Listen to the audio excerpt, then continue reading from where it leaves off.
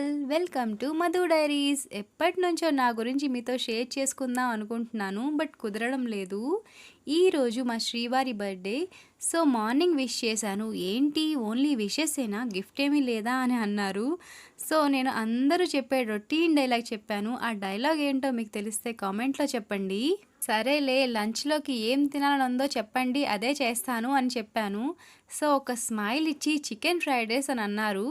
సరే చేస్తా అని మా మావయ్య గారికి చెప్పాను.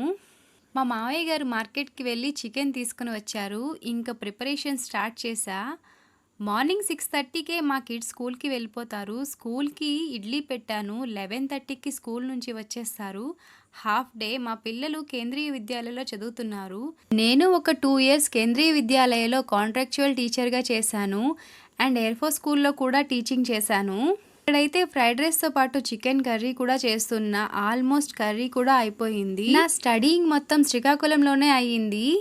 ఆఫ్టర్ మ్యారేజ్ ఖరగ్పూర్లో సెటిల్ అయ్యాను. స్టార్టింగ్లో అస్సలు హిందీనే రాదు, బట్ మెల్లమెల్లగా ఫ్రెండ్స్తో మాట్లాడుతూ నేర్చుకున్నాను. తర్వాత బీఈడీ చేశాను. ఆఫ్టర్ బీఈడీ స్కూల్స్లో ట్రై చేశా. సో అలా స్కూల్స్లో చేసేదాన్ని. ఫ్రైడ్ రైస్లో వైట్ పెప్పర్ దంచి వేస్తే టేస్ట్ రెస్టారెంట్ స్టైల్లో ఉంటుంది.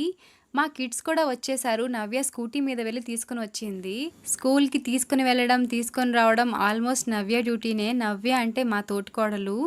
ఎప్పుడు మా కిడ్స్ అంటాను కదా, జిషా మా తోటికోడల వాళ్ళ పాప, బట్ ఇద్దరు నా కిడ్సే. చికెన్ కర్రీ అయితే అయిపోయింది. ఫ్రైడ్ రైస్కి రైస్ కూడా బాయిల్ అయిపోయింది. ఇంకా ప్యాన్ పెట్టి ఫ్రైడ్ రైస్కి కావాల్సిన వెజిటబుల్స్ అన్నీ ఫ్రై చేసుకుంటున్నా. వెజిటబుల్స్ ఫ్రై చేసుకున్నాక ఆల్రెడీ ఫ్రై చేసి పెట్టుకున్న చికెన్ పీసెస్ వేసి ఒక 2 minutes సాటే చేయండి. ఆ సాసెస్ అన్నీ పట్టి చికెన్ పీసెస్ చాలా టేస్టీగా ఉంటాయి. ఆఫ్టర్ 2 minutes దీన్ని బాయిల్ అయిన రైస్లో కలిపేసుకోవడమే. ఎట్ లాస్ట్ గ్యాస్ ఫ్లేమ్ మీద ఇలా బొగ్గును కాల్చుకొని ఫ్రైడ్ రైస్ పై ప్లేట్ పెట్టి ఈ బొగ్గుపై ఘీ ఆర్ బటర్ వేసుకుంటే స్మోకీ ఫ్లేవర్తో టేస్ట్ అయితే చాలా అంటే చాలా బాగుంటుంది. మీరు ఎప్పుడైనా ట్రై చేయకుంటే ఈసారి ట్రై చేయండి. మీ ఇంట్లో బొగ్గులు లేకుంటే కొబ్బరి చిప్పను కాల్చి దానిపై వేయొచ్చు. సింక్లో కొన్ని గిన్నెలు ఉన్నాయని కడిగేశాను. ఇంకా పిల్లలు ఫ్రెష్ అయ్యి వచ్చారు. వాళ్ళకి ఫస్ట్ పెట్టేశాను. ఇద్దరు టీవీ చూస్తూ తింటున్నారు. ఇంకా అత్తయ్య మామయ్య గారికి కూడా పెట్టాను. బర్త్డే బాయ్కి అయితే భలే నచ్చింది. చాలా హ్యాపీగా తింటున్నారు.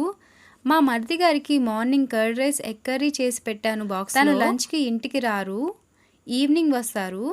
వీడియో స్టార్టింగ్లో మా హస్బెండ్ బర్త్డే అని చెప్పాను కదా, బర్త్డే అని నవ్య ఆల్రెడీ కేక్ చేసి పెట్టింది.